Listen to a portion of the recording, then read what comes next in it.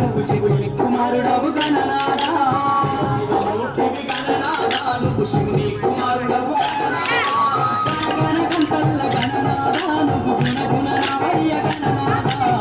శివమూర్తివి గణనాథా నువ్వు శివుని కుమారుడవు గణనాథా శివమూర్తివి గణనాథా నువ్వు శివుని కుమారుడవు గణనాథా